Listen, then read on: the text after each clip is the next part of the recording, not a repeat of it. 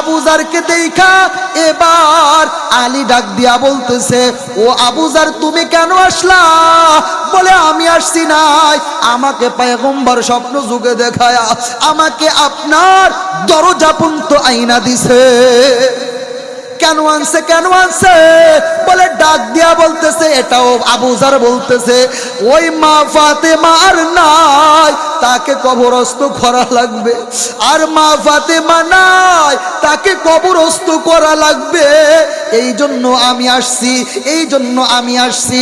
ঠিক আছে, আপনাকে যখন পয়গম্বর পাঠাইছে আর কোনো দ্বিধা নাই, যান ও সাহাবা যান, ও আবু জার যান, আপনি কবরটা খনন করিয়া ফেলেন। আবু জার যাইয়া এবার কবর খননের কাজ শুরু করিয়া দিল। কবর এক পর্যায়ে খনন হয়ে যায়। কবর খনন হওয়ার পর এবার কবরকে ইশারা দিয়া দিয়া আবু জার বলতেছে, এ কবর তুমি শুইনা রাখো, তোমার কবরের তোমার গর্তের ভিতরে কাকে রাখা হবে জানোনি? তোমার গর্তের ভিতরে এক নম্বরে রাখা হবে পয়গম্বরের মেয়ে। কার মেয়ে? পয়গম্বরের মেয়ে। খবরদার, খবরদার বেয়াদবি করবা না, খবরদার, খবরদার বেয়াদবি কোন আচরণ করবা না। এই কবর যখন বলে এই পরিচয় তার শেষ নাই। ওই জান্নাতের যুবকদের সর্দার হবে যে দুইজন যুবক, তার নাম হাসান হুসাইন, এই দুইজনের মা এই কবরের ভিতরে রাখা হবে। এই পরিচয় শেষ নয়। 10 জন সাহাবায়ে কেরাম সার্টিফিকেট প্রাপ্ত, তার মধ্যে একজন হযরতে আলী। এই আলীকে তাকে এখানে রাখা, তার স্ত্রীকে এখানে রাখা হবে। শুনিয়া রাখো, শুনিয়া রাখো, খবরদার, খবরদার, খবরদার বেয়াদবি করা যাবে যাবে না। কবর তুমি সাবধান হয়ে যাও। এই পরিচয় তার শেষ নয়। কি পরিচয়? তার পরের পরিচয় শুনিয়ালান, শুনিয়ালান। জান্নাতের যত নারী থাকবে, জান্নাতের ভিতরে হুর থাকবে, নারী থাকবে, এই নারীর সর্দার যে হবে সেই ফাতেমা রাদিয়াল্লাহু তাআলা আনহুকে এই কবরের ভিতরে রাখা হবে। এ কবর, খবরদার, খবরদার সাবধান হয়ে যাও, তুমি কোনো পরিমাণ বেয়াদবি করা যাবে না। কবর এবার জবাবে বলে, এ আবু জার শুনিয়া রাখো, শুনিয়া রাখো, আমি কবর এত দামি, আবার আমি কবর এত ভালো, আমি কবর এত নিকৃষ্ট হয়ে যাব তখন। আল কবরু রাউযাতুম মির রিয়াজিল জান্নাহ, আমার কাছে যে নেক আমল নিয়ে আসবে, আমি কবর তার কাছে ভালো হয়ে যাব, জান্নাতি হয়ে যাব। কি হবে? জান্নাতি। আর যে কিনা বদ আমল নিয়ে আসবে তার জন্য কবরটা হয়ে যাবে হুফরাতুম মিন হুফারিন নার। অতএব আবু জার শুইনা রাখো, আমি বইলা দিলাম, আমার কবরের ভিতরে যে ভালো আচরণ কইরা আসবে, দুনিয়ার ভিতরে নেক আমল করবে, তার জন্য আমি কবর বালাখানা হয়ে যাব। আর যে কিনা আমার কবরের ভিতরে নাফরমানি করবে, চুরি করবে, ডাকাতি করবে, সুদ খাবে, ওই ব্যভিচার করবে, অন্যের মাল আত্মসাৎ করবে, অন্যের উপরে জুলুম করবে, ক্ষমতা পাইয়া ক্ষমতার অপব্যবহার করবে, অন্যকে মারবে, কাটবে, হত্যা করবে, অন্যের মাল আত্মসাৎ করবে, নিজেকে নিজে দামি মনে করবে, বলত্ব করবে, ওই ব্যক্তির জন্য জাহান্নাম ওয়াজিব হয়ে যাবে। ফাতিমা তুআনকিজি নাফসাকি মিনান নার, এ ফাতেমা তুমি মৃত্যুবরণ হয়ে যাবা। ইয়া ফাতিমা তুআনকিজি নাফসাকি মিনান নার, তোমার কবরের আযাব হবে, তোমার কবরের আযাব তোমার নিজেরই কন্ট্রোল করতে হবে। ফাতেমা তুমি যদি নেক আমল কইরা যাও, কবর তোমাকে আহলান সাহলান মারহাবা স্বাগতম দিবে। তুমি যদি বদ আমল নিয়ে যাও, তুমি কিন্তু সেইখানে তুমি পস্তাবা। কিভাবে? একটু শোনেন। আম্মা জান ফাতেমা রাদিয়াল্লাহু তাআলা আনহু রমজান মাসে ঘুমায় আছে, হঠাৎ করে পয়গম্বর স্বপ্নে হাজির। পয়গম্বর স্বপ্নে আয়েশা এবার বলতেছে, ও আমার মেয়ে ফাতেমা, তোমার সাকরাত হয়ে যাবে, তুমি আলীর সাথে তুমি সেহরিটা আদায় করিয়া নিও, এবং আমি পয়গম্বরের সাথে তুমি ইফতারি করবা, তুমি জান্নাতে আয়েশা। এই স্বপ্ন দেখলো কে? হযরতে ফাতেমা রাদিয়াল্লাহু তাআলা আনহা এই স্বপ্ন দেখলো। এবার ফাতেমা ভাবতেছে যে রাসূলের স্বপ্ন তো সত্য, আমার বাবার স্বপ্ন তো সত্য, এটা তো বাস্তব। আমি স্বপ্ন যখন দেখছে ঘুম ভাঙ্গার পরে নিজের কাছে আইসা গেছে যে আমি মৃত্যুবরণ হয়ে যাব। আলীর সাথে সুন্দরভাবে সেহরি আদায় করলো। ও নেত্রকোনার মুসলমান আমার বাবারা আলীর সাথে এক পর্যায়ে সেহরি আদায় করিয়া বসলো। সেহরি আদায় করার পর এমতো অবস্থার ভিতরে সকালে ফজরের নামাজ আদায় করলো। ফজরের নামাজ আদায় করিয়া ওইদিকে আলী গেছে মসজিদের ভিতরে নামাজ আদায় করার জন্য। আলী নামাজ পড়িয়া আসিয়া দেখে অন্যদিন ফাতেমা যাই নামাজ থেকে ওঠে না, ওই নেকামল আজ করতেছে না, কেন কেন কেন? এবার আলী তাকায়া দেখতেছে যে আমার স্ত্রী ওই দেখা যায় হাসান হুসাইনের জামা কাপড় গুলা সুন্দরভাবে কাইসা কাইসা দৌত করতেছে। কিছু আটা দিয়া কিছু রুটি বানায়া ওই রুটিগুলা বেশি পরিমাণ বানাইতেছে। আমি এক পর্যায়ে আলী প্রশ্ন করলাম, ও ফাতেমা আমার স্ত্রী, তুমি কেন এত রুটি বানাও?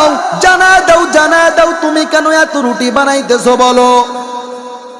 ফাতেমার জবান দিয়া কোনো আওয়াজ নাই, কোনো কিছু বলতেছে না। এবার বলতেছে, আবার জিজ্ঞাসা করে, ও ফাতেমা, ও আমার স্ত্রী, কেন তুমি এত রুটি বানাও? হাসান হুসাইনের জামা কাপড় গুলা তুমি এত বারবার ধুইতেছো কেন? জানায় দাও। ফাতেমা এবার বলে, ও আমার প্রাণের স্বামী, আসেন আপনার সাথে আমার নিবিড় রিপ্রিতে একটু কথা আছে, আসেন একটু পাশে আসেন। এবার পাশে আলীকে নিয়ে যায়।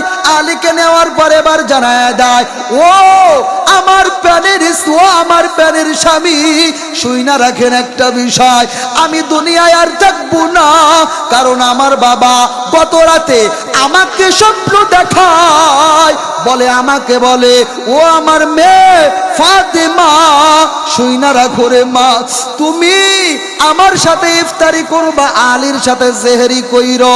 ও স্বামী আমার, আমি এই জন্য আমি কান্না করতেছি, আর আমি রুটি বানাইতেছি, হাসান হুসাইনের জামা কাপড়গুলা আমি ধৌত করতেছি।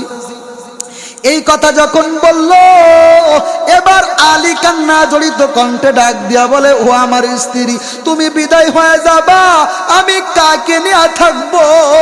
ও স্ত্রী, তুমি আমাকে জানায় দাও। আলী চিন্তিত।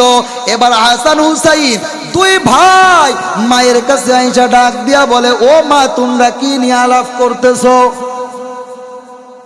বলে, কি নিয়ে আলাপ করতেছো? ফাতেমা এবার জানায় দেয়, ও আমার কলিজার রত্ন, যাও তোমরা নানার কবরের কাছ থেকে একটু ঘুরে আসো। হাসান হুসাইন দুই ভাই ছোট, কিছু না বুঝা নানার কবরের দিকে গেছে।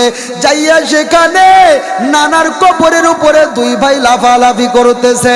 পয়গম্বর যখন জীবিত ছিলেন, পয়গম্বর হাসান হুসাইন ওই নাতিকে কাঁধের ভিতরে নিচে, শুনছেন না, খুব আদর করতেন। হাসান হুসাইন দুই ভাই নানার ওই কবরের উপরে লাফালাফি করতেছে। এবার ভিতর থেকে একটা আওয়াজ, ও হাসান, ও হুসাইন, যাও মায়ের কাছে যাও, যাইয়া তুমি মায়ের সাথে শেষ দেখা নিয়ে নাও। ও হাসান আমার ভাই, যাও মায়ের সাথে দেখা কইরা নাও। শেষ পর্যায়ে এবার হাসান, এবার হুসাইন মায়ের কাছে যাইয়া ডাক দিয়া বলে, ও মা, তুমি বিদায় হয়ে যাবা, তুমি আমাকে বলো নাই তো কি হয়েছে? আমার নানা জান কবর থেকে গায়েবী আওয়াজে আমাকে বইলা দিছে, ও আমার কলিজার রত্ন মা, ও আমার কলিজার মা, তুমি বিদায় হয়ে যাবা, বলো নাই তো কি হয়েছে? আমি সব কিছু যাই না গেছি। ফাতেমা এবার দুই সন্তানকে জড়াই ধইরা ডাক দিয়া বলে, ও আমার বাবা, ও হাসান হুসাইন, তোমরা কান্না কইরো না, আমি বা বিদায়ের পর আমাকে আমার জন্য দোয়া কইরো। আমি বিদায় হওয়ার পর আর তোমার বাবার সাথে ভালোভাবে থাইকো। খবরদার খবরদার, দুই ভাই ঝগড়া করবা না, দুই ভাই বাবার সাথে খারাপ আচরণ করবা না। এইভাবে যখন মা ওসিয়াত করলো, মা ওসিয়াত কইরা কইরা এক পর্যায়ে ইফতারির সময় ঘনায় আসে। এমত অবস্থার ভিতরে এবার আলীর উরুদের পরে ফাতেমা রাদিয়াল্লাহু তাআলা আনহা মাথা রাখছে। এই সময় সাকরাত হয়ে যাবে একটু আগে। এমত অবস্থায় ওই ফাতেমার ইমান দেখেন কেমন মজবুত। এবার বলতেছে মহিলারা একটু খেয়াল করবেন, ও আমার মা বোনেরা পর্দা আড়াল থেকে একটু খেয়াল করবেন। ফাতেমা এবার বলে, ও আমার প্রাণের স্বামী, শুইনা রাখেন শুইনা রাখেন, আমি ফাতেমা, আমি হয়তো স্ত্রীর মর্যাদা আপনাকে দিতে পারি নাই, আমি হয়তো আপনাকে সম্মান করতে পারি নাই, কিন্তু বর্তমান জামানার কোন স্ত্রী বলতে পারবে স্বামীকে তুমি কি আমার পরে খুশি কিনা? বলতে পারবে? পারবে না। আরে আর একজনের সাথে বড় কে লিপ্ত হয়, তাহলে কিভাবে বলতে পারবে যে ও স্বামী তুমি আমার পরে খুশি কিনা? স্বামী যদি একটা ধমক দিয়া কথা বলে, স্ত্রী 10টা বইলা বইসা থাকে, বলে কিনা? বইলা বইসা থাকে। ফাতেমার মতো হয়ে যাও মা। ফাতেমা এবার বলতেছে, ও স্বামী আমার, শোনো, আমি যদি কোনো অন্যায় করিয়া থাকি তুমি আমাকে ক্ষমা করিয়া দিও। ও স্বামী, হয়তো তোমার আমি হুকুম আহকাম গুলো আদায় করতে পারি নাই, ও স্বামী আমার, তুমি আমাকে বিনা স্বার্থে আমাকে ক্ষমা করিয়া দিও। জান্নাতে এক দস্তরখানায় আবার আমরা এক হয়ে যাব। এবার দ্বিতীয় কথা, দ্বিতীয় ওসিয়াত জানায় দেয়, ও স্বামী আমার, ও আলী, ও স্বামী আমার, প্রাণের কলিজার স্বামী, শুনিয়া রাখেন, আমি যখন মৃত্যুবরণ করব এমত অবস্থার ভিতরে আমি আমার সাকরাত হওয়ার পর আমাকে কাউকে দেখাবেন না, আমাকে কাউকে কারোর সামনে নিবেন না, আমাকে কারোর সামনে দেখাবেনও না। এবার আলী জানায় দেয়, ও ফাতেমা, আপনি তো নবীর মেয়ে, আপনি কেন মানুষের সামনে আপনাকে কেন দেখাবো না? এবার ফাতেমা জানায় দেয়, ও আলী আমার স্বামী, শুনিয়া রাখেন একটা বিষয়ের কথা, আমি যদি মারা যাওয়ার পর আমার লাশটা দেখা যদি সবাই বলে যে এই নবীর মেয়ে খাটো ছিল, নবীর মেয়ে লম্বা ছিল, নবীর মেয়ে মোটা ছিল, নবীর মেয়ে চিকুন ছিল, যদি এইভাবে বলিয়া বলিয়া আমাকে এইভাবে টিটকারি করতে থাকে, তাহলে আমার কাছে ভালো লাগবে না। যত দ্রুত সম্ভব আমাকে কবরস্থানে নিয়া আমাকে দাফন করিয়া দিবে। এই ওসিয়াত কইরা ইফতারির আগ মুহূর্তে সাকরাত হয়ে যায়। এই সাকরাত হওয়ার পর আলী ইফতারি করিয়া নিল, বাড়িবতী কান্নার রোল পড়িয়া গেল। এমত অবস্থার ভিতরে এবার সবাই কান্না করতেছে, আলী কান্না করে, হাসান হুসাইনও কান্না করে, দুই ভাই আর কি করবে? আলী এবার নিজে নিজের স্ত্রীকে গোসল করাইল, 5 টুকরা কাপড় দিয়া সব ভালোভাবে তাকে কাফনের কাজ করিয়া ফেললো। এবার দাফনের পালা, রাত গভীর হয়ে যায়। কে দাফন দিবে? একা তো দাফন দিতে পারে না, ভাবতেছে আমি কিভাবে দাফন দিব, কারণ 4 জন লাগে পায়া ধরতে, লাগে কিনা? 4 জন লাগে খাটিয়া ধরতে, কিভাবে নিয়ে যাবে ভাবতেছে আলী। রাত গভীর হয় আর ভাবতেছে আমার স্ত্রীকে আমি কিভাবে দাফন করব? সে তো ওসিয়াত করিয়া গেছে তাকে কাউকে না দেখাইতে, তাহলে আমি এবার কি করব? এমত অবস্থায় গভীর রাত, এমত অবস্থার ভিতরে দরজার ভিতরে কে যেন টুকা দেয়। আল্লাহু আকবার! এই গভীর রাতের ভিতরে কে যেন টুকা দেয়। কে টুকা দেয়? এইদিকে আলী ডাক দিয়া বলে, কে টুকা দাও? আমার দরজার সামনে আইসা জানায় দাও।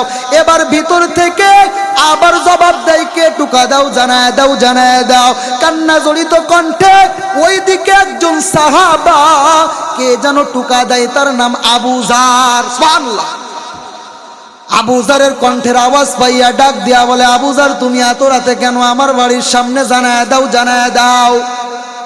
আবু যার এবার বলতেছে, ও আলী, আমি একা আসি নাই, আমি কোনো কিছু জানিও না, আমি ঘুমাইছিলাম, আমার কাছে আমার পয়গম্বর আয়েশা ডাক দিয়া বলে, ও আবু যার, তুমি আমার জীবনকালে তুমি খাদেম ছিলা, হযরতে আবু যার গিফারি खादमे खैरुल बशार, खिदमतू से जिंदगी भर ना बनाया अपना घर। এই আবু যার কেমন সাহাবা! এই আবু যার ছিল নিজের কোনো ঘর বানাই নাই, পয়গম্বরের খেদমত করতে করতে পয়গম্বরের এমন ভাবে খেদমত করছে, পয়গম্বরের কাছ থেকে নড়ে নাই, নিজের একটা ঘর বানানোর সুযোগ পাই নাই। এমন দামি সাহাবা, বলুন সুবহানাল্লাহ। এই সাহাবাকে আসমানের ফেরেশতা চেনে, কি কারণে চেনে? শুনিয়ালান শুনিয়ানান এ নেত্রকোনারবাসী, কিভাবে চেনে শোনেন। জিবরিল আমিন একবার পয়গম্বরকে জানায়া দেয়, ও পয়গম্বর, ওই দেখেন চাদর মুড়ি দিয়া কে হাইটা যাইছেন এমনি। বলে, আমার আবু যার ওই যায়। বলে, আপনি কিভাবে চেনেন জিবরিল আমিন? বলে, আমি শুধু একা চিনি না, আসমানের সমস্ত ফেরেশতারা তাকে চেনে। কিভাবে চেনে? এবার পয়গম্বর জানায়া দেয় আমার ওই সাহাবাকে কিভাবে চেনে শুনিয়ালা, আমার ওই সাহাবাকে কিভাবে চেনেন জানায়া দেয়। বলে, তার দুইটা আমল সব থেকে প্রিয় হয়ে গেছে ওই আল্লাহর দরবারে, ফেরেশতাদের কাছে প্রিয়। কি দুইটা আমল? এই দুইটা আমল আমাদের নিজের জিন্দেগির ভিতরে এবার খাটাবো। মুখ খেয়াল দিয়া শুনবেন, অন্তরের দিল দিয়া শুনবেন যুবক, প্রস্তুত? এই দুইটা আমরা সব সময় আমরা আমল করব।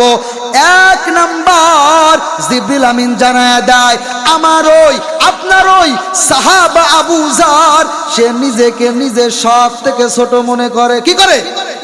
নিজেকে নিজে ছোট মনে করে। নিজেকে নিজে ছোট মনে যে ব্যক্তি করতে পারে, ওই ব্যক্তি খাঁটি আল্লাহর পাগল। কারণ আপনি নিজেকে বড়ত্ব মনে করবেন, আপনার অহংকার হয়ে যাবে। আপনি যদি অহংকারী হয়ে যান, তাহলে আপনি জান্নাতের কাছে যাইতে পারবেন না, জান্নাতের সিটা ফুটাও পাবেন না। আবু দাউদের শরীফের ভিতরে পয়গম্বর জানায়া দেয়, ইয়াকুম ওয়াল হাসাদা ফাইন্নাল হাসাদাতি কামা তাকুলুন নারুল হাতাব। যে কিনা এক বিন্দু সিটা ফুটা নেক আমল, এক বিন্দু সিটা ফিটা অহংকার যার অন্তরের ভিতরে থাকবে, ওই ব্যক্তি জান্নাতের ভিতরে যাইতে পারবে না। বলেন নাউজুবিল্লাহ। ওই ব্যক্তি জান্নাতে যাইতে পারবে না। অতএব নেক আমল আমাদের করা লাগবে কিনা? মুখ খোলা বলে লাগবে। অহংকার করা যাবে? যাবে না। সরষার দানার পরিমাণ অহংকার করা যাবে? যাবে না রে বাবা। অতএব আমার আপনার দিলটাকে কন্ট্রোল করিয়া রাখতে হবে, নিজেকে নিজে ছোট মনে করতে হবে। 2 নম্বর আমল, সূরা ইখলাসের আমল করা লাগবে। কিসের আমল? এবার জিবরিল আমিন জানায় দেয়, পয়গম্বর, আপনার ওই আবু যারের এত নেক আমল কিভাবে হইল? সে এত পরিমাণ সূরা ইখলাসটা তেলাওয়াত করে, এত পরিমাণ সূরা ইখলাস তেলাওয়াত করে, এই তেলাওয়াতের দ্বারা এত পরিমাণ আমল করেছে, কিয়ামত পর্যন্ত আপনার যত উম্মতি আসবে, ওই আমল, এই সূরা ইখলাসের আমল তারা করতে পারবে না, এত পরিমাণ। সুবহানাল্লাহ। তাহলে আমাদের ইখলাসের আমল বাড়াইতে হবে কি হবে না? হবে। ইখলাসের আমল আমাদের বাড়ানো লাগবে। 3 বার ইখলাস যদি পড়ি, 1 খতম কোরআনের সব হয়ে যায়। হাদিসের কথা। ইয়াসিন সূরা পড়বেন, 10 খতম কোরআনের সব পাওয়া যাবে। এগুলো পড়া লাগবে কিনা? সামনে রমজান মাস, আমাদের ইবাদত করা লাগবে কি লাগবে না? বলেন লাগবে। রমজান মাসে যদি আপনি 1 টাকা দান করেন, 90 টাকার সব। শুনি না? ঠিক তদ্রূপ ভাবে একটা আলিফ যদি পড়েন, একটা লফজ পড়েন কোরআন থেকে, একটা অক্ষর পড়বেন, এই পড়ার দ্বারা আপনার নেক আমলের ভিতরে অন্য মাসে 10 নেকি, ওই মাসে 90 নেকির থেকে দ্বিগুণ হয়ে যাবে। তাহলে রমজান মাসে কোরআনি খেদমত আমাদের করা লাগবে কি লাগবে না? বলেন। এবার ফাতেমা বলতেছে, ও স্বামী আমার, আমার এই দুইটা ওসিয়াত আপনি মাইনা মাইনা চলবেন। এই আবু জার এবার ঘরের সামনে টুকা দেয় পরিচিত হয়ে যায়। এই আবু জার এত দামি সাহাবা, আবু জারকে দেখা এবার আলী ডাক দিয়া বলতেছে, ও আবু জার তুমি কেন আসলা? বলে আমি আসছি নাই, আমাকে পয়গম্বর স্বপ্ন যুগে দেখায়া আমাকে আপনার দরজা পর্যন্ত আইনা দিছে। কেন আনছে? বলে ডাক দিয়া বলতেছে, এটাও আবু জার বলতেছে, ওই মা ফাতেমা আর নাই, তাকে কবরস্থ করা লাগবে। আর মা ফাতেমা নাই, তাকে কবরস্থ করা লাগবে। এই জন্য আমি আসছি। ঠিক আছে, আপনাকে যখন পয়গম্বর পাঠাইছে আর কোনো দ্বিধা নাই, যান ও সাহাবা যান, ও আবু জার যান, আপনি কবরটা খনন করিয়া ফেলেন। আবু জার যাইয়া এবার কবর খননের কাজ শুরু করিয়া দিল। কবর এক পর্যায়ে খনন হয়ে যায়। কবর খনন হওয়ার পর এবার কবরকে ইশারা দিয়া আবু জার বলতেছে, এ কবর তুমি শুইনা রাখো, তোমার গর্তের ভিতরে কাকে রাখা হবে জানোনি? তোমার গর্তের ভিতরে 1 নম্বরে রাখা হবে পয়গম্বরের মেয়ে। কার মেয়ে? পয়গম্বরের মেয়ে। খবরদার বেয়াদবি করবা না, খবরদার বেয়াদবি কোন আচরণ করবা না। এই কবর যখন বলে এই পরিচয় তার শেষ নাই। ওই জান্নাতের যুবকদের সর্দার হবে যে 2 জন যুবক, তার নাম হাসান হুসাইন। এই 2 জনের মা এই কবরের ভিতরে রাখা হবে, এই পরিচয় শেষ নাই। 10 জন সাহাবায়ে কেরাম সার্টিফিকেট প্রাপ্ত, তার মধ্যে একজন হযরতে আলী। এই আলীকে তাকে এখানে রাখা, তার স্ত্রীকে এখানে রাখা হবে। শুনিয়া রাখো, খবরদার বেয়াদবি করা যাবে না। কবর তুমি সাবধান হয়ে যাও। এই পরিচয় তার শেষ নয়। কি পরিচয়? তার পরের পরিচয় শুনিয়ালান। জান্নাতের যত নারী থাকবে, জান্নাতের ভিতরে হুর থাকবে, নারী থাকবে, এই নারীর সর্দার যে হবে সেই ফাতেমা রাদিয়াল্লাহু তাআলা আনহুকে এই কবরের ভিতরে রাখা হবে। এ কবর, খবরদার সাবধান হয়ে যাও, তুমি কোনো পরিমাণ বেয়াদবি করা যাবে না। কবর এবার জবাবে বলে, এ আবু জার শুনিয়া রাখো, আমি কবর এত দামি, আবার আমি কবর এত ভালো, আমি কবর এত নিকৃষ্ট হয়ে যাব তখন। আল কবরু রাউযাতুম মির রিয়াজিল জান্নাহ, আমার কাছে যে নেক আমল নিয়ে আসবে, আমি কবর তার কাছে ভালো হয়ে যাব, জান্নাতি হয়ে যাব। কি হবে? জান্নাতি। আর যে কিনা বদ আমল নিয়ে আসবে, তার জন্য কবরটা হয়ে যাবে হুফরাতুম মিন হুফারিন নার। অতএব আবু জার শুইনা রাখো, আমি বইলা দিলাম, আমার কবরের ভিতরে যে ভালো আচরণ কইরা আসবে, দুনিয়ার ভিতরে নেক আমল করবে, তার জন্য আমি কবর বালাখানা হয়ে যাব। আর যে কিনা আমার কবরের ভিতরে নাফরমানি করবে, চুরি করবে, ডাকাতি করবে, সুদ খাবে, ওই ব্যভিচার করবে, অন্যের মাল আত্মসাৎ করবে, অন্যের উপরে জুলুম করবে, ক্ষমতা পাইয়া ক্ষমতার অপব্যবহার করবে, অন্যকে মারবে, কাটবে, হত্যা করবে, অন্যের মাল আত্মসাৎ করবে, নিজেকে নিজে দামি মনে করবে, বলত্ব করবে, ওই ব্যক্তির জন্য জাহান্নাম ওয়াজিব হয়ে যাবে। আর একটু জোরে বল নাউজুবিল্লাহ। এইগুলো করা যাবে?